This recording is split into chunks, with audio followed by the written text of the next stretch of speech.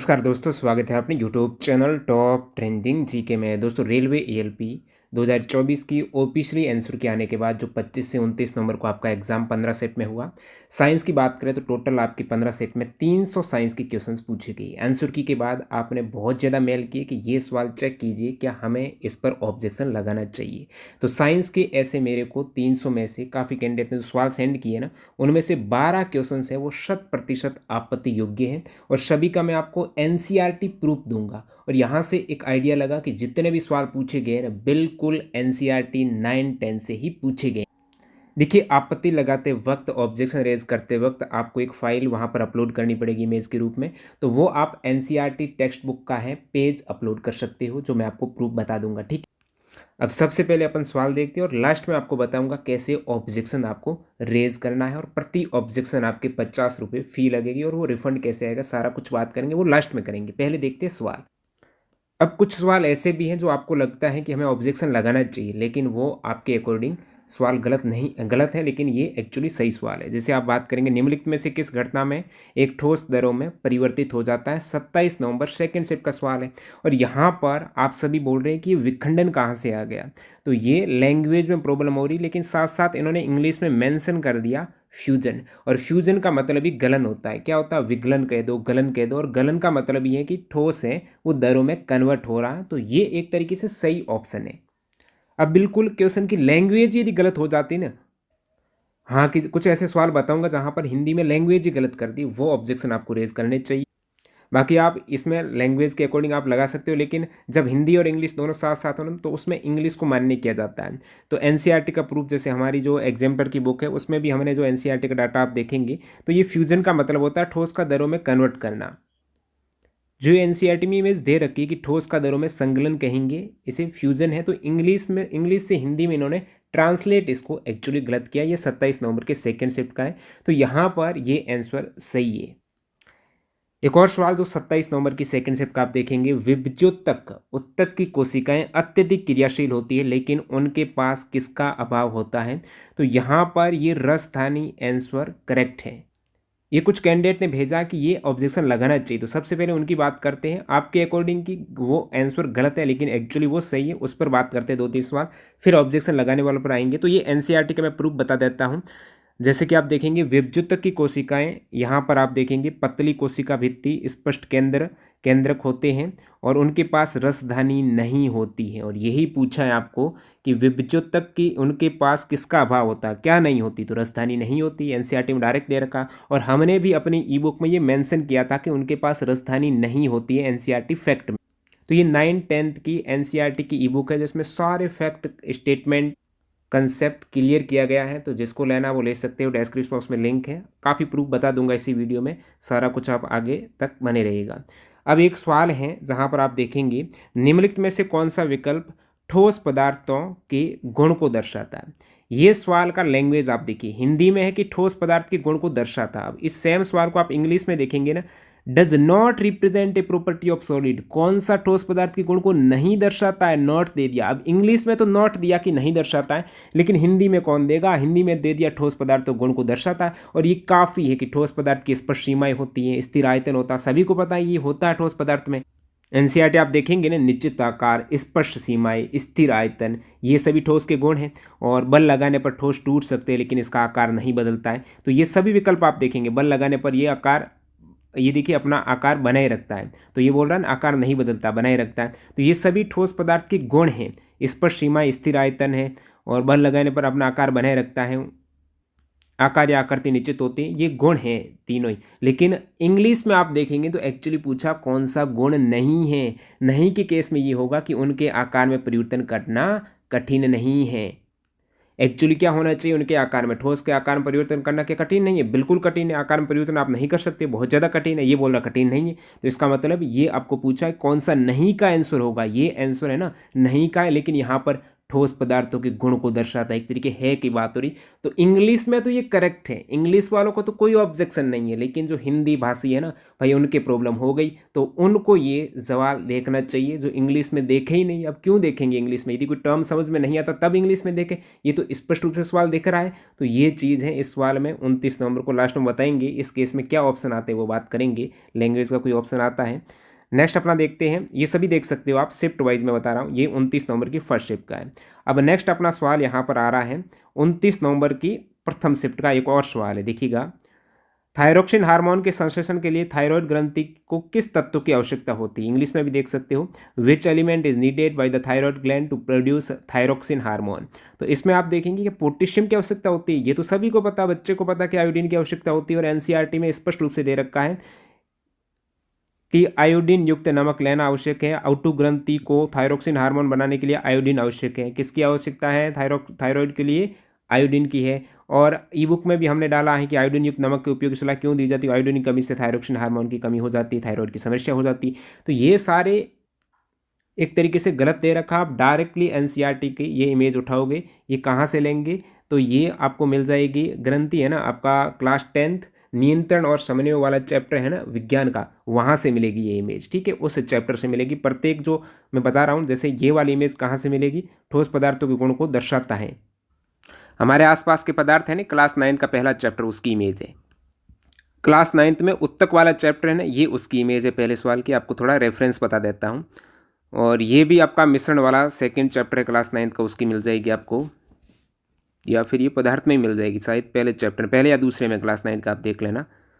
और ये सवाल देखिए, कुछ कैंडिडेट बता रहे कि ये सवाल भी बता रहे थे कि इसको क्या हमने ऑब्जेक्शन लगाना चाहिए? नहीं चाहिए। 27 नंबर के सेकंड शिफ्ट का है ना, ये करेक्ट है, सोडियम दे रखा है ना। विद्युत अपघटनी अपचयन का उपयोग करके निष्कर्षित किया जाता है। जो सबसे ज़्यादा क्रियाशील होता है उन्हें ही आप विद्युत अपघटनी द्वारा, जैसे सोडियम क्लोराइड की विद्युत अपघटनी द्वारा इसके निष्कर्षित करेंगे। तो ये तो सही दे रखा, कोई दिक्कत नहीं है। अब अपन कहाँ थे वो देखते हैं डायरेक्टली, ये हो गया। हाँ, ये आपको मैंने बता दिया है कि जो नियंत्रण और समन्वय वाला चैप्टर है ना अपने मस्तिष्क वगैरह वाला, क्लास 10th का, उसका है ये प्रूफ। उसके बाद ये देखिए, select the correct option for liquid connective tissue. अब यहाँ पर भी देखिए हिंदी भाषा के साथ में क्या धोखा किया है। ये सेम सवाल है, निम्नलिखित में से कौन सा विकल्प ठोस पदार्थ के गुण को नहीं दर्शाता है? ये देखिए क्या गड़बड़ी कर दी इन्होंने। ये जो देना था ना सवाल, ठोस पदार्थ के गुण को नहीं दर्शाता है, ये इनको यहाँ पर देना था, जो ऊपर आपने देखा ना ये वाला, ठोस पदार्थ के गुण को नहीं दर्शाता, ये यहाँ पर देना था इनको। और इन्होंने कहाँ इसको चिपका दिया? भाई क्या कर रहे हैं ये, समझ में नहीं आ रहा। निम्नलिखित कौन सा विकल्प ठोस पदार्थ, उसमें उत्तक ऑप्शन दे रहे हैं। और एक्चुअली इंग्लिश में इन्होंने सही किया, काम किया। यहाँ पर देखिए, select the correct option for liquid connective tissue. कौन सा लिक्विड कनेक्टिव टिश्यू है? सही काम तो किया, लेकिन उत्तर इंग्लिश में भी गलत दिया। अब लिक्विड कनेक्टिव टिश्यू आपको पता है, जो तरल चीज क्या होती है ब्लड में? प्लाज्मा तरल तो होती है। तो प्लाज्मा तरल है, तो फिर इसमें क्यों ये दे रहा है? एरियुलर कनेक्टिव टिश्यूज होगा ही नहीं, प्लाज्मा ब्लड ही करेक्ट होगा। ये ऑप्शन आप एनसीईआरटी का प्रूफ मैं आपको बता देता हूँ, ये आप चेक करेंगे। संयोजी उत्तक में आप देखेंगे ना, तो इन्होंने दे रखा है ये अधात्री जैली की तरह। इसमें अधात्री क्या क्या होती है? ठोस तरल कुछ भी हो सकती है जिसमें ये कनेक्टिव टिश्यू होता है। लेकिन रक्त की बात करें तो इसमें तरल अधात्री होती है, तरल यानी लिक्विड पार्ट है, प्लाज्मा होता है इसमें। तो ये रक्त है ना तरल वाला, तो ठोस एक्चुअली ये था कि कौन सा लिक्विड कनेक्टिव टिश्यू है, लिक्विड कनेक्टिव टिश्यू, तो ये ब्लड हो जाएगा इसमें, ऑप्शन एक करेक्ट है। तो ये आप देख सकते हो, ये भी उत्तक वाले चैप्टर से दे रखा है क्लास 9th का। तो इसमें बिल्कुल प्रश्न ही घुमा दिया। क्या प्रश्न पूछा भाई? लगाओ ऑब्जेक्शन, वैसे इंग्लिश वाले हिंदी वाले दोनों ही। नेक्स्ट देखिए, 28 नवंबर की फर्स्ट शिफ्ट का सवाल देखो आप, जब अम्ल को जल में मिलाया जाता तब क्या होता है?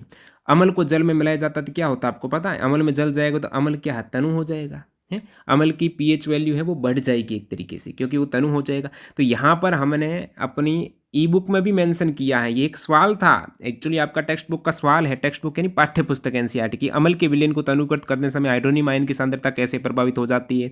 जिसमें हमने स्पष्ट किया था, जब किसी अम्ल के विलयन को तनुकृत किया जाता तो हाइड्रोनियम आयन की सांद्रता प्रति इकाई आयतन में घट जाती है। तो इसकी सांद्रता प्रति इकाई आयतन में घट जाती है जब पानी के साथ इसे मिश्रित किया जाएगा। ये सारी चीज़ें हमने एक्सप्लेन कर रखी है अपने ई बुक में। और आप कहेंगे ई बुक का क्या मतलब हुआ, हमें तो एनसीईआरटी का बताओ। भाई ये लो, एनसीईआरटी से तो हमने ई बुक यहाँ पर, ये देखिए, जल में अम्ल या सारक मिलाने पर आयन की सांद्रता, आयन यानी H3+ जो H3O प्लस है ना हाइड्रोनियम आयन, इसमें प्रति इकाई आयतन में कमी हो जाती है। हाइड्रोनियम आयन कम हो जाएंगे ना आयतन में, क्योंकि पानी मिला रहे हैं तो एक आयतन में तो इसकी संख्या कम हो जाएगी ना, तो ये तनुकरण का मतलब ही यही हुआ। लेकिन ये क्या बोल रहा है, इसमें प्रति इकाई आयतन में हाइड्रोनियम आयन की सांद्रता में वृद्धि होगी, वृद्धि नहीं होगी, आयतन में कमी हो जाएगी। विकल्प एक करेक्ट है। तो ये आप एनसीईआरटी का प्रूफ देख सकते हो, क्लास 10th चैप्टर 2 अमल और सार, ये वाले इसका प्रूफ है। और ई बुक की बात कर रहा हूँ ना बार, जिस कैंडिडेट को लेनी है क्लास 9+10 के एनसीईआरटी की सभी 32 चैप्टर को हमने कंपाइल बहुत ही बेटर वे से किया है। आप देखेंगे चैप्टर वाइज अच्छे ढंग से। सबसे पहले कुछ इंपॉर्टेंट फैक्ट लिए हैं, पाठ्य पुस्तक के सवाल इंक्लूड है, सभी न्यूमेरिकल इंक्लूड है। और उसके बाद आप एग्जाम्पल, ये पाठ्य पुस्तक के आंतरिक सवाल अभ्यास प्रश्न है जो इंपॉर्टेंट है, एग्जाम्पल सवाल है जिसमें स्टेटमेंट बेस्ड क्वेश्चन रहते हैं, सारा कंसेप्ट क्लियर है। तो पूरे चैप्टर क्लास 9-10 के इस प्रकार कवर किए गए और मैक्सिमम 80% क्वेश्चन है ना आपको यहाँ से हूबहू मिल जाएंगे। तो कैसे ई बुक डाउनलोड करनी है, डिस्क्रिप्शन बॉक्स में एक डेमो वीडियो डाला हुआ है, वेबसाइट से आप डायरेक्टली मिनिमल प्राइस पे करके डाउनलोड कर सकते। क्लास 9-10 की दोनों की इंक्लूड है एक साथ। और जिस कैंडिडेट को थोड़ा एडवांस लेवल की साइंस देखनी है एनसीईआरटी के अतिरिक्त यहाँ पर, तो एसएससी की आप देखेंगे 2023-24 एग्जाम की 473 शिफ्ट को हमने कंपाइल किया है। 1155 साइंस के क्वेश्चन हैं जो डीपली एक्स्ट्रा फैक्ट सहित कवर किए गए हैं। ये ई बुक भी आप ले सकते हो जो एसएससी को विशेष रूप से फोकस कर रहे हैं। बाकी रेलवे वालों के लिए तो एनसीईआरटी मस्ट है। एक सवाल है 27 नवंबर की सेकेंड शिफ्ट का। देखिए अब बहुत से कैंडिडेट वीडियो देखते नहीं, सर ये कि आप गलत बता रहे हो। अरे गलत क्या, ये तो सवाल एक्चुअली सही दे रखा है रेलवे ने, लेकिन कैंडिडेट ने गलत इसको मान लिया। किसी पिंड का औसत वेग किसी निश्चित अवधि के लिए प्रारंभिक वेग और अंतिम वेग के समानांतर माध्य द्वारा दिया जा सकता है जब पिंड, अब औसत वेग कब दिया जाएगा, जब पिंड एक समान त्वरण से गतिमान हो, त्वरण एक समान बढ़ रहा हो, यानी वेग में परिवर्तन एक समान रूप से, समान वेग बढ़ेगा ना। जैसे यहाँ पर आप देख रहे हैं यदि वस्तु का वेग समान रूप से परिवर्तित हो रहा हो, समान रूप से परिवर्तित होगा तो त्वरण एक समान होगा ना। वेग में परिवर्तन ही त्वरण है, और समान रूप से वेग परिवर्तन मतलब त्वरण एक समान। तो ये सही दे रखा है, लेकिन कैंडिडेट इसको गलत समझे, ये एनसीईआरटी में डायरेक्टली इस प्रकार दे रखा है। तो वो सही था, इसमें ऑब्जेक्शन नहीं लगाना है। ठीक है, नेक्स्ट देखते हैं अपन। Which organelle is found only in plant cell, केवल पादप कोशिका में कौन सा कोशिकांग पाया जाता है। अब पादप कोशिकांग में क्या केवल माइटोकॉन्ड्रिया पाया जाता है, ये तो गलत है। जैसे हिंदी में सूत्र कणिका इसको दे रखा था, तो ये सवाल 26 नवंबर की सेकेंड शिफ्ट का बिल्कुल आंसर गलत दे रखा है। आप एनसीईआरटी देखेंगे क्लास 9th जो अपना हमारे सर जो मौलिक इकाई है ना कोशिका, उसमें दे रखा प्लेस्टिड के बारे में। प्लेस्टिड केवल पादप कोशिकाओं में पाया जाता है और इसी प्लेस्टिड में ये क्लोरोप्लास्ट होता है। तो प्लेस्टिड की बात हुई है, यहाँ पर ये क्लोरोप्लास्ट पाया जाता है, न कि माइटोकॉन्ड्रिया होगा, ये गलत दे रखा बिल्कुल। नेक्स्ट अपन देखते हैं निम्नलिखित में से कौन यौन संचारित रोग वायरस के कारण होते हैं। रोग का सवाल पूछा है, तो एक्चुअली यहाँ पर ये जो सिफिलिस और एड्स है ना, सिफिलिस तो होता है दोस्तों बैक्टीरिया का, एड्स जरूर वायरस का है, लेकिन दोनों वायरस आपको देखने हैं इसमें। तो दोनों वायरस में आपका ये रेट्स हो जाएगा, रेट्स जो मस्से होते हैं और एड्स होता है। तो रेट्स और एड्स ये दोनों ही वायरस से होने वाले। बाकी ये जो सुजाक का मतलब गोनेरिया और सिफिलिस दोनों ही बैक्टीरिया के डिजीज है, और सुजाक है जो गोनेरिया है ये बैक्टीरिया का है, मस्से भले ही आपका वायरस का हो गया, लेकिन दोनों ही वायरस के हैं मच्छे और एड्स। तो ये बिल्कुल गलत दे रखा है। बाकी हमने इसको ई बुक में भी ट्रिक से कवर किया है, आपको बताया है। हर्पिस हैं जो वायरस हैं, उसके अतिरिक्त आप वायरस का देखेंगे तो एड्स का हो गया। नीचे आप देखेंगे गोनेरिया और सिफिलिस दोनों ही बैक्टीरिया वाले डिजीज है, दोनों ही जीवाणुजनित रोग है। नेक्स्ट अपन देखते हैं। अब देखिए ये सवाल है एक्चुअली रेलवे का सही आंसर है। किसी विद्युत धारावाही चालक द्वारा एक कैंडिडेट ने इसको भेजा है, तो ये 27 नंबर के थर्ड शिफ्ट का है, तो ये सही है, इसमें आपको ऑब्जेक्शन नहीं लगाना चाहिए। नेक्स्ट देखते हैं। हाँ ये वाला सवाल एक्चुअली ये है, निम्नलिखित पदार्थों में से कौन सा पदार्थ कोशिकाओं की रसधानियों में जमा नहीं होता है। कोशिका की रसधानी है ना, उसमें शर्करा जमा नहीं होती। अब बहुत से कैंडिडेट बोल रहे हैं कि ये सवाल में ऑब्जेक्शन लगाए क्या, भाई मत लगाओ ऑब्जेक्शन, आपको एनसीईआरटी का प्रूफ बताता हूँ। एक सेकंड, हाँ इसमें लगाना, सॉरी गलत बोल दिया। कौन सा पदार्थ कोशिकाओं के रसधानियों में जमा नहीं होता है, तो ये आपका शर्करा तो रसधानी में जमा होता है, प्रोटीन भी होता है, अमीनो अम्ल भी होता है, खनिज लवण नहीं होता। तो एक्चुअली ये होना चाहिए। तो इसका एनसीईआरटी प्रूफ बताते हैं कि ये रसधानियों में सारे जमा होते हैं, शर्करा भी होता है। आप एनसीईआरटी का देखेंगे रसधानी जो आपको मिल जाएगा कोशिका वाला क्लास 9 का चैप्टर है ना उसमें, तो यहाँ आप देखेंगे पादप कोशिकाओं की रसधानियों में कोशिका द्रव्य भरा होता है। ये कोशिकाओं को स्फीति और कठोरता प्रदान करता है। पौधे के लिए आवश्यक बहुत से पदार्थ रसधानी में स्थित होते ही, और बहुत से पदार्थ कौन से होते हैं रसधानी में, एमिनो अम्ल, शर्करा, और कुछ प्रोटीन भी है ना, कार्बनिक अम्ल और कुछ प्रोटीन। तो अमीनो अम्ल, शर्करा और प्रोटीन ये सभी राजधानी में होते हैं, एनसीईआरटी प्रूफ। और हमने अपनी ई बुक में भी इनको डाला है कि अमीनो अम्ल, शर्करा, विभिन्न कार्बनिक अम्ल तथा कुछ प्रोटीन हैं जो राजधानी में स्थित होते हैं। एनसीईआरटी फैक्ट में सारा कुछ डाल रखा है। तो इसमें आपका जो था ना शर्करा, ये बिल्कुल गलत दे रखा है रेलवे ने, इसमें आपको ऑब्जेक्शन डालना चाहिए। इसमें एक्चुअली खनिज लवण होना चाहिए, ठीक है। कुछ कार्बनिक अम्ल होते हैं, शर्करा होता है, प्रोटीन होता है, अमीनो अम्ल होते हैं, ये तो होते हैं जमा। ये 29 नवंबर की सेकंड शिफ्ट का गलत सवाल है, इसको आप ऑब्जेक्शन रेज कीजिएगा। और इसका इंग्लिश भी ये आप देख सकते हो।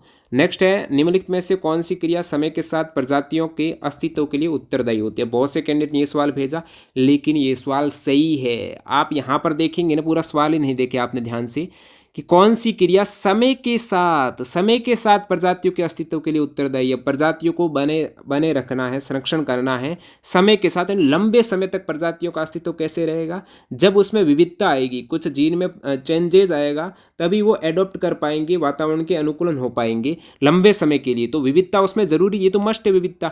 आप बहुत से कैंडिडेट प्रजनन सोच रहे, तो समय के साथ थोड़ा, ये प्रजनन का मतलब समय के साथ बिल्कुल नहीं। तो ये टर्म है ना एक्चुअली विविधता से ही जुड़ा हुआ है, इसलिए ये सवाल सही है, आंसर सही। इसमें ऑब्जेक्शन आप रेज करोगे तो भी आपको मार्क्स अवार्ड नहीं होंगे, देख लेना। श्रम का विभाजन किसमें होता है। 25 नवंबर सेकेंड शिफ्ट का सवाल है।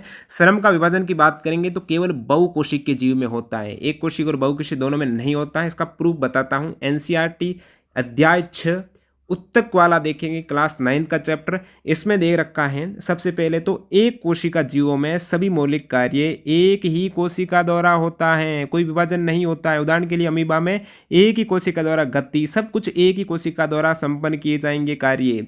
तो यहाँ पर एक कोशिका में तो श्रम का विभाजन हुआ ही नहीं, सारा काम एक कोशिका ही कर रही है, अलग अलग थोड़ी कर रही है। तो ये एक कोशिका तो बिल्कुल गलत है। अब आप कहेंगे बहुकोशिका का हमको बता दो भाई, कहाँ श्रम का विभाजन हो रहा। तो ये देख लो भाई, बहुकोशिक, अतः बहुकोशिक जीवों में श्रम विभाजन होता है। तो इसका पूरा एक्सप्लेन भी इन्होंने दिया है, तो सारा कुछ यहाँ पर आपकी क्लियर हो जाना चाहिए, श्रम का विभाजन। नेक्स्ट देखते हैं सवाल, निम्नलिखित में से किसमें क्लोरोफ्लोरोकार्बन का उपयोग नहीं किया जाता। 26 नवंबर सेकंड शिफ्ट का है, क्लोरोफ्लोरोकार्बन का उपयोग किसमें नहीं किया जाता है। ये दे रखा अग्निशमक में नहीं होता, अग्निशमक में तो होता है, रेफ्रिजरेटर और अग्निशमक दोनों ही दे रखे। जैसे कि मैं आपको बताऊं प्रूफ, एनसीईआरटी का आप देखेंगे ना, हमारा पर्यावरण वाला चैप्टर क्लास 10th का, उसमें आप देखेंगे मुख्य इसका उपयोग रेफ्रिजरेटर, सीएफसी है ना, इसका उपयोग रेफ्रिजरेटर और अग्निशमन के लिए किया जाता है, लेकिन ये बोल रहा नहीं होता है। और हमने भी एनसीईआरटी जो हमने ई बुक बनाई उसमें दे रखा है भाई, शीतलन और अग्निशमन के लिए किया जाता है इसका उपयोग। तो ये किया जाता है, इन्होंने कहा उपयोग नहीं किया जाता है, तो अग्निशमक में तो किया जाता है, किस में नहीं किया जाता है, एरोसोल स्प्रे में भी होता है। ग्राइंडर इसका एक्चुअली करेक्ट आंसर होना चाहिए। तो वहां पर ऑब्जेक्शन रेज करेंगे ना, तो ऑप्शन रहेगा कि इसका सही जवाब क्या होना चाहिए, तब आप कहेंगे इसका सही जवाब होना चाहिए ग्राइंडर। नेक्स्ट देखते हैं, निम्नलिखित विकल्पों में से कौन सा विकल्प प्रासरण का उदाहरण नहीं है। प्रासरण के उदाहरण की बात करेंगे ना, तो ये विसरण का उदाहरण इन्होंने दे दिया है। जीवित कोशिका के अंदर और बाहर O2 और CO2 का संचलन है ना, ये विसरण का उदाहरण है, ये प्रासरण का उदाहरण थोड़ा ही है। अब प्रासरण के उदाहरण में आपका पौधों की जड़ों द्वारा जल का अवशोषण प्रोषण का उदाहरण है।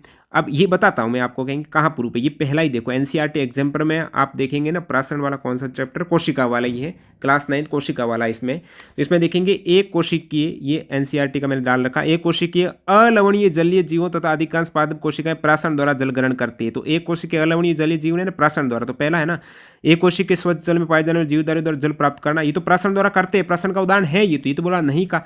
अब नीचे आप देखेंगे ना, और नीचे और भी बता देता हूँ इस प्रकार, और पौधों के मूल द्वारा, जो जड़ द्वारा जल का अवशोषण भी प्रासरण है। तो ये ऑप्शन दे रखा है ना, जड़ों द्वारा अवशोषण, ये भी प्रासरण है, ये भी प्रासरण है। किसमिस का फूल, ये तो है ये प्रासरण। और ये विसरण का और प्रूफ बताता हूँ, ये विसरण का, जैसे यहाँ पर आप देखेंगे, ये आपको दे रखा है, उसकी सांद्रता CO2 की कोशिका बाहर सांद्रता समय विसरण द्वारा कोशिका CO2 विभाजित, तो ये विसरण का उदाहरण है। किसका है, विसरण द्वारा अंदर चली जाती है, तो ये विसरण का है। तो सभी को यहाँ से एनसीईआरटी की कोशिका वाली। अब देखिए बहुत से कैंडिडेट ने ये भी भेजा कि सर ये गलत है क्या, ये बिल्कुल सही है, इसमें गलत नहीं है। एक्चुअली इसको सवाल आप गलत नज़रिए से देख रहे हो। क्या देखने में आप गलती कर रहे हो, देखिए ये ऑप्शंस किस प्रकार है, पादप के हार्मोन और उनके कार्यों के बीच सही मेल की पहचान करो। अब ये तीन तीन का पेयर है, ये तीन, ये तीन, ये तीन और ये तीन है। देखिए 1 नंबर, 2 नंबर, 3 नंबर, 4 नंबर। तो 1 नंबर के सही सुमेलित है, तो बिल्कुल सही मेल खाता है। जैसे कि जिब्रेलिन्स है, तने की वृद्धि में सहायता करता है। साइटोकाइनिन कोशिका विभाजन में वृद्धि करता है और एब्सिसिक एसिड वृद्धि को रोकता है। तीनों ही सही सम्मिलित है ना, फिर क्या दिक्कत है? ये वाला विकल्प सही है। इसका मैं एनसीईआरटी प्रूफ भी बता देता हूँ। ये आप प्रूफ देखेंगे तीनों का। ये देखो भाई, साइटोकाइनिन कोशिका विभाजन को प्रेरित करता है और फिर आप देखेंगे यहाँ पर जिब्रेलिन कहाँ गया, एब्सिसिक एसिड है, ये संदमन का काम करता है, रोकने का काम करेगा।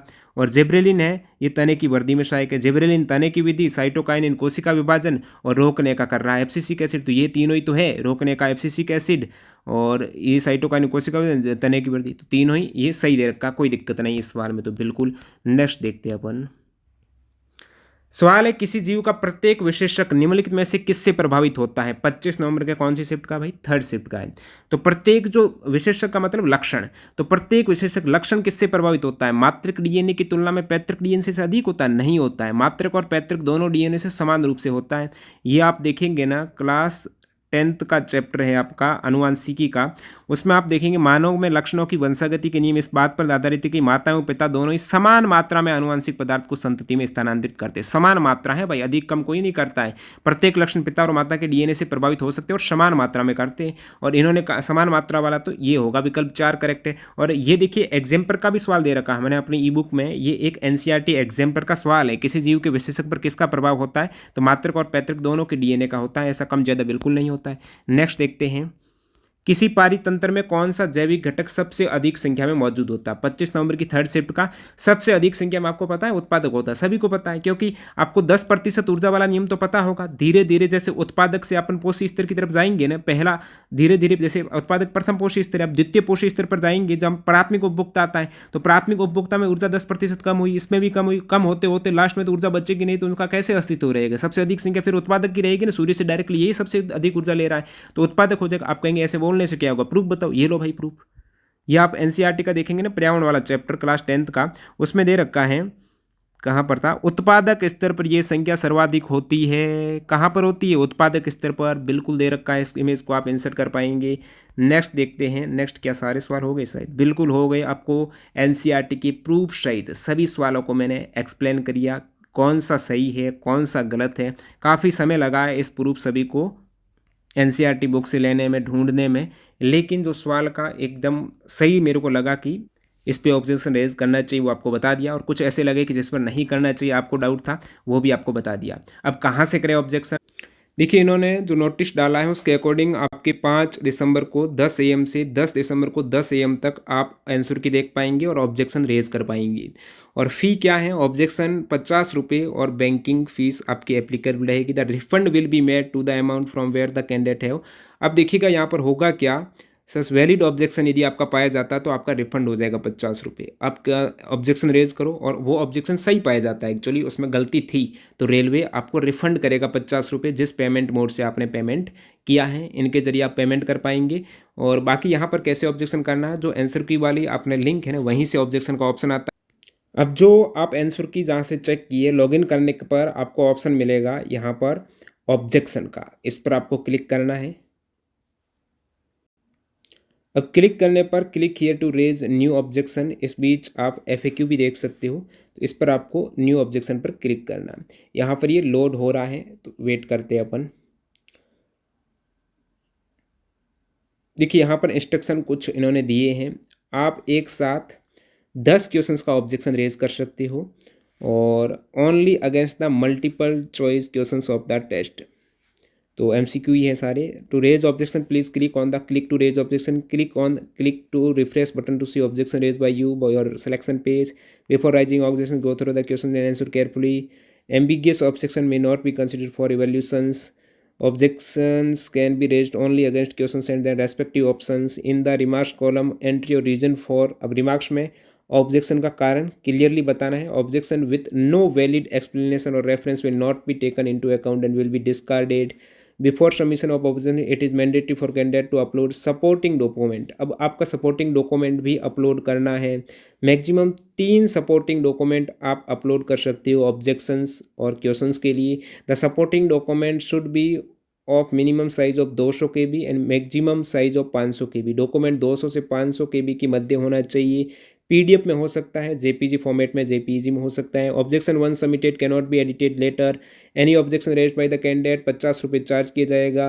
और objection is raised for any question, fees will be only be refunded यदि आपका वैलिड ऑब्जेक्शन हुआ उस केस में। और नीचे आपको यहाँ पर दे रखा है आंसर आर बेस्ट और प्रोविजनल आंसर की आंसर में चेंज इन द फ्यूचर। ठीक है, क्लोज करते हैं इसको। अब इनका एग्जाम, जो आपका एग्जाम था वो आप शो हो रहा है। Select the number of objection, आप कितने सवाल पर ऑब्जेक्शन लगाने जा रहे हो। मान लेते हैं कि आपका मन शिफ्ट में 3 क्वेश्चन रॉन्ग थे, तो 3 सवालों पर आप ऑब्जेक्शन लगाएंगे। प्रत्येक सवाल के नीचे डिटेल आ रही है और आपका 150 रुपये पेमेंट हो जाएगा। अब आप देखेंगे क्वेश्चन आईडी, कौन से सवाल पर आप ऑब्जेक्शन लगाना चाहते हो। आप कहेंगे क्वेश्चन आईडी कहाँ से मिलेगी।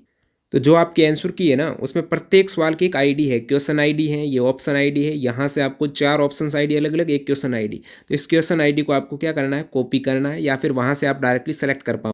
यहाँ दिख रहा है ना, आप क्वेश्चन आईडी जो कॉपी पेस्ट कर सकते हो, या फिर जो भी आपको वहाँ से देखिए उसको यहाँ से सेलेक्ट करेंगे आप क्वेश्चन आईडी को। Select language in which question was answered.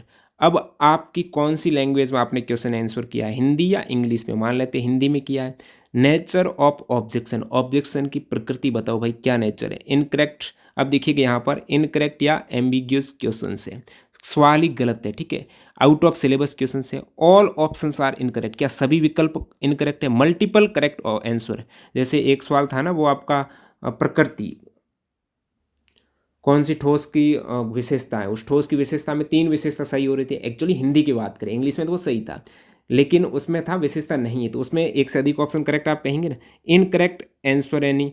Translation error, देखिए यहाँ पर ट्रांसलेशन एरर का भी है कि वो हिंदी में गलत है। जैसे एक सवाल था ना जहाँ पर फ्यूजन दे रखा था और विखंडन कर रखा था, विखंडन और फ्यूजन वाला, जो ठोस से दरों से, ठोस से अपन दरों में कन्वर्ट करते हैं, विगलन वाला, तो उसमें आपके ट्रांसलेशन एरर थी, वो भी आप सेलेक्ट कर सकते हो यहाँ से। तो ये सारे ऑप्शंस आ रहे हैं आपके समक्ष, कौन से आपकी प्रॉब्लम है। यदि इसका आंसर ही गलत है भाई, मल्टीपल करेक्ट आंसर है। इनकरेक्ट आंसर की, यानी अपनी आंसर की काफ़ी सवाल में इनकरेक्ट आंसर की होगी। इंटरकरेक्ट आंसर की, अब यहाँ पर आपके अनुसार उस सवाल का आंसर क्या करेक्ट होना चाहिए, वो आप यहाँ पर दर्ज करेंगे। भाई इस सवाल का आंसर ये करेक्ट होना चाहिए, आप ऑप्शन डाल ले, सीधा पूरा विकल्प ही डाल दो इसमें कि ये करेक्ट होना चाहिए। Do you want to add remarks, बिल्कुल रिमार्क्स ऐड करना मस्ट है यहाँ पर। ये देखिएगा रिमार्क्स में आप क्या डालोगे, भाई इस सवाल में एक से अधिक ऑप्शंस करेक्ट है, ये भी करेक्ट, ये भी करेक्ट है, या फिर इस सवाल का आंसर आपने ये दे रखा है, एक्चुअली ये करेक्ट है, या फिर इसका हिंदी में गलत दे रखा है। वो थोड़ा आप स्पष्ट रूप से रिमार्क्स डालेंगे, और जो प्रूफ है ना वो आप यहाँ पर अपलोड कर देंगे। एनसीईआरटी की सारी मैंने बता दी कहाँ से आपको प्रूफ मिल जाएगा, प्रत्येक एनसीईआरटी का मैंने चैप्टर बता दिया। इस वीडियो को आप ध्यान से देखेंगे तो उस प्रूफ को यहाँ पर आपको अपलोड करना, 200 से 500 केबी के मध्य वो डॉक्यूमेंट होना चाहिए। ध्यान रखना, प्रूफ को अपलोड करो ना, जो इमेज आपने स्क्रीनशॉट लिया है ना उसको हाईलाइट कर देना कि भाई ये वाला देखो, इसको थोड़ा हाईलाइट करेंगे ना आप, नीचे अंडरलाइन करके पीडीएफ को करते हो ना। तो 9th-10th दोनों की मैं पीडीएफ टेलीग्राम पर डाली हुई है, 9th क्लास की भी और 10th क्लास की भी। और आप टेलीग्राम ज्वाइन करना, वहाँ पर आपको बताता कि ये पीडीएफ पड़ी हुई है, पुरानी वाली पीडीएफ है। अब नई वाली जो बुक आ गई ना एनसीईआरटी की, उसमें कुछ चैप्टर हटाए हुए हैं। तो आप जो रिमार्क्स डालोगे ना उसमें डाल सकते हो लेटेस्ट एनसीईआरटी आप देख रहे हो तो उसका पेज नंबर भी डाल सकते हो इस पेज नंबर पर, या फिर आप डायरेक्टली ही डाल देना कि इस प्रश्न का उत्तर इस अनुसार ये होना चाहिए और आपने ये दे रखा है जो कि गलत है, इसका प्रूफ है एनसीईआरटी बुक का, नीचे मैं संलग्न कर रहा हूँ, अपलोड कर रहा हूँ इस प्रकार। नेक्स्ट आप प्रत्येक क्वेश्चन का इस टाइप से ऑब्जेक्शन करेंगे और पेमेंट करेंगे तो आपका वो सबमिट हो जाएगा। कोई दिक्कत आती है तो इसका एक अलग से अपन वीडियो बना देंगे, थोड़ा वीडियो लंबा हो रहा है। तो आपको क्या बता रहा था, मैक्सिमम सवाल क्लास 9th-10th की ई बुक से यानी आपके एनसीईआरटी से आए हैं, तो हमने एनसीईआरटी को ई बुक में कन्वर्ट किया है प्रॉपर वे से, सवालों को कंसेप्ट, फैक्ट, स्टेटमेंट सहित, एग्जाम्पल के डीपली सवाल सहित सब कुछ इसमें कवर किया गया है। तो ये आप लेना चाहते हो विशेषकर टेक्नीशियन वाले और रेलवे एग्जाम की तैयारी करने वाले, लिंक डिस्क्रिप्शन बॉक्स में डेमो वीडियो भी दिया हुआ, कैसे डाउनलोड करनी है चेकआउट कर लेना। मिलते हैं नए वीडियो में, धन्यवाद।